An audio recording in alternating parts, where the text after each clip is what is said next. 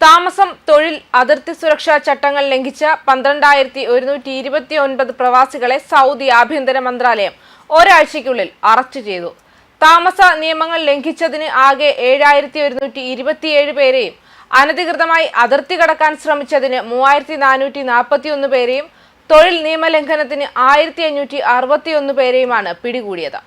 നിയമവിരുദ്ധമായി രാജ്യത്തേക്ക് കടക്കാൻ ശ്രമിച്ചതിന് അറസ്റ്റിലായ 1,197 പേരിൽ 63% എത്യോപ്യക്കാരും 34% യമനികളും 3% മറ്റു രാജ്യക്കാരുമാണ്. എത്യോപ്യക്കാരും 90 പേർ കൂടി പിടിക്കപ്പെട്ടു. നിയമലംഘകരെ കൊണ്ടുപോകുന്നതിനും പാർപ്പിച്ചതിനും പങ്കാളികളായതിന് 18 പേരെ അറസ്റ്റ് ചെയ്തതായി അധികൃതർ അറിയിച്ചിട്ടുണ്ട്.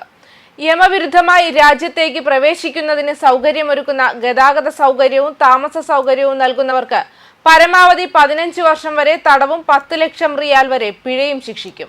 വാഹനങ്ങളും സ്വത്തും കണ്ടുകെട്ടുമെന്നും മന്ത്രാലയം അറിയിച്ചിട്ടുണ്ട്. സംശയാസ്പദമായ നിയമലംഘനങ്ങൾക്ക് മക്ക, റിയാദ് മേഖലകളിൽ 911 എന്ന ടോൾ ഫ്രീ നമ്പറിലും രാജ്യത്തെ മറ്റ് പ്രദേശങ്ങളിൽ 999 അല്ലെങ്കിൽ 996 എന്ന നമ്പറിലും റിപ്പോർട്ട് ചെയ്യാം. അതുമാത്രമല്ല, ഈ വർഷത്തെ ഹജ്ജ് തീർത്ഥാടനത്തിന് മുന്നോടിയായി സൗദി അറേബ്യയിലെ അധികാരികൾ ഏകദേശം 2,70,000 പേരെ മക്കയിൽ പ്രവേശിക്കുന്നതിൽ നിന്ന് തടഞ്ഞിരിക്കുകയാണ്. തിരക്ക് കുറയ്ക്കുന്നതിനും സുരക്ഷാ അപകട സാധ്യതകൾ ഒഴിവാക്കുന്നതിനുമുള്ള വിശാലമായ സംരംഭത്തിന്റെ ഭാഗമായതാണെന്നാണ് ഉദ്യോഗസ്ഥർ പറയുന്നത്. ഞായറാഴ്ചയോടെ ഔദ്യോഗികമായി രജിസ്റ്റർ ചെയ്ത 1.4 ദശലക്ഷം തീർത്ഥാടകർ മക്കയിലെത്തിയിരുന്നു. വരും ദിവസങ്ങളിൽ കൂടുതൽ പേർ എത്തുമെന്ന് പ്രതീക്ഷിക്കുന്നു.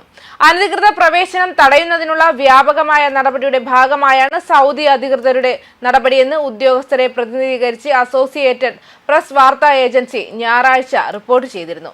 ഔദ്യോഗികമായി രജിസ്റ്റർ ചെയ്ത 14 ലക്ഷം തീർത്ഥാടകർ കഴിഞ്ഞ ഞായറാഴ്ച മക്കയിലെത്തിയിരുന്നു. വരും ദിവസങ്ങളിൽ കൂടുതൽ പേർ എത്തും. എന്നിരുന്നാലും പിന്തിരിഞ്ഞവരുടെ എണ്ണം ഉയർന്ന് ഇസ്ലാമിലെ ഏറ്റവും പവിത്രമായ കടമകളിലൊന്നായ ഹജ്ജ് നിർവഹിക്കാനുള്ള വലിയ ആവശ്യത്തെ പ്രതിഫലിക്കുന്നു.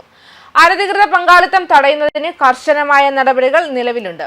അതിൽ 5,000 വരെ പിഴ, നാടുകടത്തൽ, മറ്റ് പിഴകൾ എന്നിവ ഉൾപ്പെടുന്നു. സൗദി പൗരന്മാരും താമസക്കാരും ഉൾപ്പെടെ എല്ലാവർക്കും നിയമങ്ങൾ ബാധകമാണ്.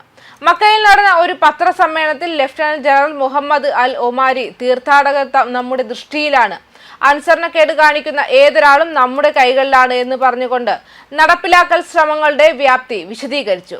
ഹജ്ജ് നിയന്ത്രണങ്ങൾ ലംഘിച്ചതിന് 23,000-ലധികം താമസക്കാർക്ക് ഇതിനകം പിഴ ചുമത്തിയിട്ടുണ്ടെന്നും 400 ഹജ്ജ് സേവന കമ്പനികളുടെ ലൈസൻസുകൾ റദ്ദാക്കിയതായും അധികൃതർ അറിയിച്ചിട്ടുണ്ട്.